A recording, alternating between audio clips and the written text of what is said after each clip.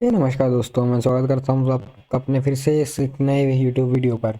तो आज हम लोग ये वीडियो लेके आए हैं आप लोग के लिए स्पेशल एनएमडीसी के लिए। तो लोगों की मेरे पास नए नए लोग जानने की कोशिश कर रहे थे एनएमडीसी में क्या हो रहा है और एकदम से उसकी प्राइस इतनी क्यों गिर गई। 130 से वो ट्रेड कर रहा है अभी 100 रुपये कुछ के आसपास। तो ऐसा क्यों हुआ है चलिए बात करते हैं इस वीडियो में इस एनएमडीसी कंपनी के बारे में। तो जैसा कि आप लोग जानते होंगे शायद कि अभी एनएमडीसी जो था वो एनएमडीसी स्टील और एनएमडीसी दो कंपनियां एक साथ वो मर्ज थी। एनएमडीसी और एनएमडीसी स्टील्स, ठीक। तो एनएमडीसी लिमिटेड और एनएमडीसी स्टील्स लिमिटेड दोनों कंपनी आपस में मर्ज थी। मगर अब क्या हो गया है, वो दोनों डीमर्ज हो गई हैं। और जो वो डीमर्ज हुई हैं वो 1:1 के रेशियो में डीमर्ज हुई हैं, ठीक। तो जैसा कि हम लोग रुक के आपको दिखाते हैं, ये देखिए। एक मिनट इसको हटा देता हूँ, 1 सेकेंड जी।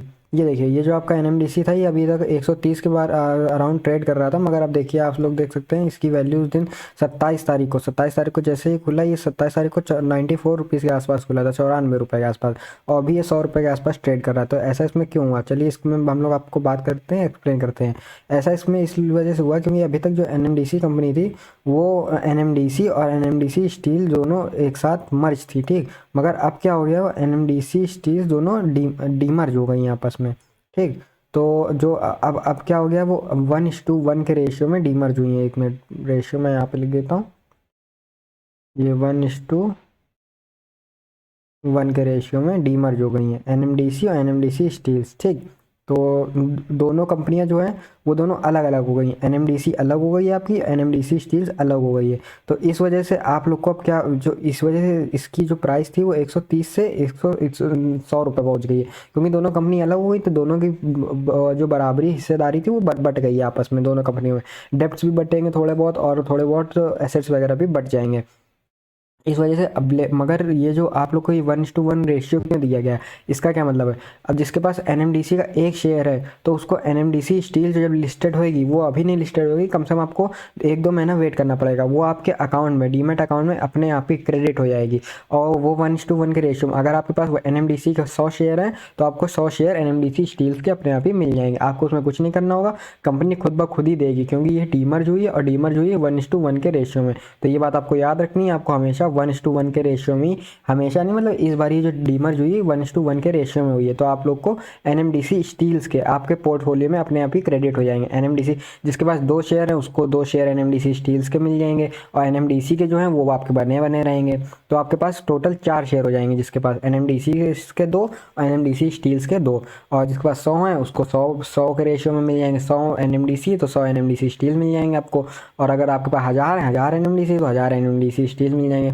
तो मेन वजह इसकी जो ये है, इसकी प्राइस ड्रॉप होने की यही वजह है कि ये दोनों कंपनियां डीमर्ज हो गई, एनएमडीसी अलग हो गई है, एनएमडीसी स्टील्स अलग हो गई हैं। अब वो जो ये ऐसा क्यों हुआ है वो कंपनी के ऊपर डिपेंड करता है। कंपनी के तो कंपनी जो जैसा करना चाहे वो अपने साथ, मगर शेयर होल्डर्स ताकि कोई नुकसान ना हो ज़्यादा, इस वजह से उन्होंने 1:1 का रेशियो भी दिया। वो नई कंपनी लिस्टेड कराना चाहते हैं, और एनएससी बीएससी में नई कंपनी लिस्टेड होने में टाइम लगता है, क्योंकि उन कंपनी वो हमेशा नई कंपनी जब भी लिस्ट होती है उसके टेक्निकल्स और फंडामेंटल्स वगैरह सब देखे जाते हैं, डेप्स वगैरह कंपनी की पूरी फाइनेंशियल रिपोर्ट बनती है, तब जाके वो कंपनी आती है हम ट्रेड करने के लिए। तो अभी आप लोग एनएमडीसी स्टील्स में ट्रेड नहीं कर सकते हैं। अब अगर कोई भी बंदा एनएमडीसी खरीदता है तो वो सिर्फ और सिर्फ एनएमडीसी ही खरीदेगा, एनएमडीसी का शेयर उसको नहीं मिलेगा। जिसने 27 तारीख से पहले, 27 अक्टूबर से पहले जिसके पास एनएमडीसी के होंगे उसी को मिलेगा। मैं फिर से रिपीट करता हूँ, जिसके पास 27 अक्टूबर से पहले एनएमडीसी के जितने शेयर होंगे उसको उतने ही शेयर एनएमडीसी स्टील्स के ऑटोमेटिकली मिल जाएंगे बिना एक भी रुपए दिए हुए। मगर एनएमडीसी आप जो भी ट्रेड करेगा 27 तारीख के बाद एनएमडीसी जो भी लेगा उसको सिर्फ और सिर्फ एनएमडीसी का ही वो प्राइस पे कर रहा है, और उसको एनएमडीसी का ही शेयर मिलेगा। तो आगे बढ़ते हैं, हम लोग बात करते हैं इस एनएमडीसी के थोड़ा फंडामेंटल्स के बारे में कि फंडामेंटल्स कैसे हैं। तो पहले हम लोग बात करते हैं इसके पीई रेशियो का। तो इसका पीई रेशियो है 3.28, ठीक। और इसका जो सेक्टर पीई रेशियो है ये 13.42 है, ठीक। तो ये अभी देखिए, आप लोग देख सकते हैं कि ये अंडर वैल्यूएशन में, अंडर वैल्यू शेयर है, तो पीई रेशियो इसका अंडर वैल्यूड है। फिर हम लोग बात करते हैं पीबी रेशियो में। पीबी रेशियो इसका 0.88 है, और जो इसका सेक्टर पीबी रेशियो है वो 2.33 है। तो ये भी एक अच्छा सिग्नल है इसमें। फिर डिविडेंड यील्ड की बात करते हैं, ये 14% डिविडेंड देता है। और जो इसका डिविडेंड वो है, डिविडेंड सेक्टोरल डिविडेंड है वो 2.33 है परसेंट में, ठीक। तो ये डिविडेंड भी बहुत अच्छा दे रहा है। और मैं सॉरी, पीबी रेशियो जो इसका है वो 2.62 है सेक्टर का, और इसका 0.88 है इसका। तो ये दो हर तरह से ये शेयर अंडर वैल्यूएशन में है, तो बाय करने के लिए आप लोग के लिए एकदम सेफ है। और ये गवर्नमेंट कंपनी है, तो आप लोग को डरने की कोई बात नहीं है। आप लोग अगर इन्वेस्ट करना चाहते हैं इसमें तो आराम से इन्वेस्ट कर सकते हैं, कोई भी घबराने वाली बात नहीं है। और जो इसमें प्राइस ड्रॉप आया है अभी, इससे पहले जिन्होंने इन्वेस्ट करके रखा था उनको एनएमडीसी स्टील्स के इसमें शेयर मिल जाएंगे। चलिए अब बात करते हैं एनएमडीसी स्टील के जो शेयर मिलेंगे उसकी प्राइसिंग कितनी होगी। तो मैं आपको बताना चाहूँगा एनएमडीसी स्टील की जो प्राइसिंग होगी वो कंपनी के जितने एसेट्स और डेब्ट्स और लायबिलिटीज़ मिला के कैलकुलेट करी जाएगी, तब जाके होगी। वैसे मोतीलाल ओसवाल के हिसाब से जो उन्होंने कैलकुलेट करके एक अनुमान लगा के वैल्यू बताई है, वो वैल्यू बताई है उन्होंने एनएमडीसी स्टील्स की होगी करीब 38 रुपीज़ के अराउंड। और जो नॉर्मल सब लोग जो भी बड़े बड़े इंस्टीट्यूशंस हैं उनके हिसाब से जो वैल्यू लगाई गई है वो वैल्यू एनएमडीसी स्टील्स की बताई गई है 20 रुपीज़ से लेके 40 रुपीज़ के बीच में होगी। तो आप लोग को 20 से 40 रुपीज़ जो भी वैल्यू होगी उसके एनएमडीसी के स्टील्स के शेयर मिल जाएंगे। फिर उसके बाद आप लोग अगर और शेयर खरीदना चाहते हैं तो आप खरीद सकते हैं जब वो लिस्ट हो जाएगी उसके बाद। फिर आगे और एनएमडीसी मेन जो थी उसके बारे में हम लोग और फंडामेंटल्स के बारे में बात कर लेते हैं, क्योंकि हम लोग एनएमडीसी स्टील्स के बारे में भी नहीं कर सकते क्योंकि वो लिस्टेड नहीं हुई है। जब वो लिस्टेड हो जाएगी तो आप लोग को हम उसके बारे में आगाह कर देंगे और उसको उसके बारे में भी सारी इन्फॉर्मेशन दे देंगे। तो चलिए बात करते हैं हम लोग की टोटल नेट इनकम की। एनएमडीसी स्टील्स बढ़ोतरी कर रही कि नहीं, मैं हम लोग वो बात करते हैं। तो देख सकते हैं आप लोग 2020 में इसने 3000 करोड़ की नेट इनकम करी थी। फिर 2021 में इसने 6000 करोड़ की इनकम करी थी। 2022 में 9000 की कर रही थी। हर साल में ये देखिए 3-3 हज़ार करोड़ रुपए की इनकी इनकम बढ़ती जा रही है। ये जो ये वैल्यू लिखी है करोड़ों में लिखी है, ठीक, इन करोड़ में वैल्यू लिखी रहती है ये।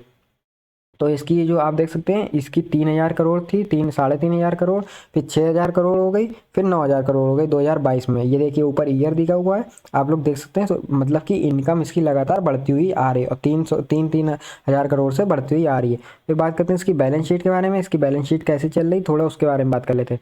टोटल एसेट्स माने हम लोग की जो बिल्डिंग वगैरह होती है उसकी वो होती है मशीनरी बिल्डिंग। तो देखिए इसकी 2019 में बिल्डिंग्स वगैरह एसेट्स थी 29,000 करोड़। फिर 2020 में हो गई इसकी बिल्डिंग्स वगैरह एसेट्स हो गई मतलब कि 31,000 करोड़। फिर 2021 में हो गई 36,000 करोड़। तो मतलब कि बहुत ही तेज़ी से इसकी एसेट्स भी बढ़ती हुई जा रही हैं। अब बात कर लेते हैं हम लोग लाइबिलिटीज़ के बारे में, मतलब इसके डेब्ट लोन्स वगैरह कितने हैं। तो देख सकते हैं आप 3,000 करोड़, फिर ये 3,000 करोड़, ये भी 3,800 करोड़ है, ठीक। फिर ये 3,600 करोड़ की है, ये 7,000 करोड़ की है, ठीक। और ये देख सकते हैं ईयर दिया हुआ है 2021 में। तो ये भी लाइबिलिटीज़ देख सकते हैं आप ज़्यादा तेज़ी से नहीं बढ़ रही जितनी तेज़ी से इनके एसेट्स बढ़ते जा रहे हैं। मतलब कंपनी बहुत ही अच्छा अपना टाइम टू टाइम अच्छा परफॉर्मेंस दिखाती जा रही है। आप लोग बात करते हैं कैश फ्लो में, कंपनी के पास कितना फ्री कैश फ्लो है वो भी देखना जरूरी होता है। तो 2019 में आप देख सकते हैं इनके पास 1,000 करोड़ में अराउंड 95 वही 2,000 करोड़ के इनका कैश फ्लो था फ्री, ठीक। लेकिन 2020 में इनके पास बिल्कुल कैश फ्लो नहीं बचा था, फ्री कैश फ्लो, ये माइनस में थे। देखिए इतना इन्होंने माइनस कैश फ्लो, मगर 2000 शायद कहीं पर इन्वेस्ट करा हो इन लोगों ने 2020 में और कुछ खरीदा वगैरह हो, मशीनरी वगैरह एसेट्स वगैरह उसमें लगाया हो। अब देखिए 2021 में इनके पास फिर से कितना ज़्यादा कैश फ्लो आ गया, 5,000 करोड़ का इनके पास कैश फ्लो आ गया, 5,500 करोड़ का। और 2022 में देखिए 4,500 करोड़ का रह गया है। मतलब 1,000 करोड़ उन्होंने फिर से कहीं पे इन्वेस्ट वगैरह कर दिए या मशीन वगैरह फिर से खरीदी होगी। तो इस हिसाब से इनका कैश फ्लो भी बहुत अच्छा है। कंपनी के फंडामेंटल्स बहुत ही अच्छे दिखाई दे रहे हैं मुझको। तो अगर आप लोग इन्वेस्ट करना चाहें तो बिल्कुल आँख बंद करके इन्वेस्ट कर सकते हैं, मगर कोई भी की भी बातों में मत आइए, एक बार या फिर से खुद से भी एक बारी जज कर लीजिएगा और अपने जो फाइनेंशियल एडवाइज़र हैं उनसे ज़रूर कंसल्ट कर दीजिएगा। अब पीएस में देखिए बात करते हैं तो इसके पीएस में कंपनी में कोई भी पीएस कंपनी नहीं है अभी तक। फिर होल्डिंग्स की बात करते हैं हम लोग, इसमें किसकी कितनी होल्डिंग्स है। चलिए आगे बढ़ते हैं हम लोग। देखिए एफआईआईज़ की होल्डिंग्स देख सकते हैं आप 5 पॉइंट के अराउंड ही 5.7 थी यहाँ पे जुलाई में, फिर दिसंबर 2021 में। फिर देखिए अभी भी इसकी 5.95 6% के अराउंड एफआईआईज़ की होल्डिंग है। फिर डीआईआईज़ की बात करते हैं। डीआईआईज़ की देखिए होल्डिंग आप लगातार बढ़ती जा रही है। इस बार देखिए इतनी बढ़ गई, फिर हर बार ये 16% पे अभी डीआईआईज़ की होल्डिंग चल रही है। फिर म्यूचुअल फंड्स की बात करते हैं। देखिए म्यूचुअल फंड्स की पिछले अभी थोड़े दिन पहले तक जून तक 5.85% थी, 5.85%, अब देखिए 4.58% हो गई है। क्योंकि अब जैसा कि बात कर सकते हैं आप लोग, शायद उनको पता हो या जो इनसाइडर ट्रेडिंग वाली न्यूज़ वगैरह होती है कुछ भी हो, उनको शायद कुछ कुछ लगा हो तो उन्होंने बेच दिया हो इस वजह से, क्योंकि वो जानते होंगे शायद कंपनी डीमर्ज होने वाली है या कुछ भी इन्फॉर्मेशन को पता लगी हो। मैं कंफर्म नहीं कह सकता क्योंकि ये अंदर की बात होती है, हर एक को नहीं पता होती है। तो अब म्यूचुअल फंड ने थोड़ा सेलिंग दिखाई है, मगर फिर भी अभी भी 4.58% की होल्डिंग है। फिर टोटल प्रमोटर्स की देखें, टोटल प्रमोटर्स ना बेच रहे ना खरीद रहे हैं, 60.79 की होल्डिंग्स है। और अभी तक वो लगातार सेम टू सेम 61.79 ही, मतलब प्रमोटर्स बेचना नहीं चाह रहे ना ही और खरीदना चाह रहे, कोई भी चेंज नहीं करना चाह रहा, मतलब कि कुछ ना कुछ कंपनी में बात है, अभी भी दम है, बहुत ही अच्छी कंपनी है ये। फिर देखिए रिटेलर इन्वेस्टर्स की लगातार होल्डिंग्स बढ़ती जा रही है, 10% से 11 हुई, 11 से 12.27 चल रही है अभी करंट में, तो आप होल्डिंग्स भी बहुत अच्छी है। फिर न्यूज़ वगैरह में आप देख सकते हैं, न्यूज़ में तो वही अभी दिखाएगा वो 1:1 का और फलाने, वो आप लोग को इतना मतलब नहीं। फिर इवेंट्स में और आप लोग को कुछ वो नहीं। और हाँ, एक बात और बताना चाहूँगा डिविडेंड में, इसका शायद इसका डिविडेंड डेट शायद इस बारी वो दिसंबर में शायद ये डिविडेंड देगा, वो जो एनएमडीसी है दिसंबर में शायद ये डिविडेंड देने वाला है। और जहाँ तक मेरा अनुमान है दिसंबर में डिविडेंड देगा और इसका डिविडेंड करीब 4 रुपये पर शेयर होगा, 3 से 4 रुपये पर शेयर हो सकता है। तो अगर आप लोग बाय करना चाहें डिविडेंड के लिए तो आप लोग अभी भी इसमें डिविडेंड कर सकते हैं। मगर एक बार फिर से मैं आप लोग को रिमाइंड कर जाता हूँ, अगर आप अभी बाय करते हैं तो आपको सिर्फ और सिर्फ एनएमडीसी का ही शेयर मिलेगा, एनएमडीसी स्टील से आपको कोई मतलब नहीं है, उसको आपको कुछ नहीं मिलने वाला है। जिसने 27 तारीख से पहले बाय किया होगा उसी को एनएमडीसी स्टील का शेयर मिलेगा जब वो लिस्टेड हो जाएगी कंपनी, और उसको लिस्टेड होने में करीब 1 महीने से ज़्यादा का टाइम है। तो धन्यवाद video guys for watching our video and stay tuned to our channels for our latest news updates around about stock market। और like guys please like comment subscribe share कर दिया करिए हमारी वीडियो, और आप लोग कमेंट भी कर सकते हैं आप लोग को अगली वीडियो जिस टॉपिक पे चाहिए हुआ करें, हम लोग उस टॉपिक पे वीडियो बना दिया करेंगे। और धन्यवाद आप सबका हमारी वीडियो देखने के लिए।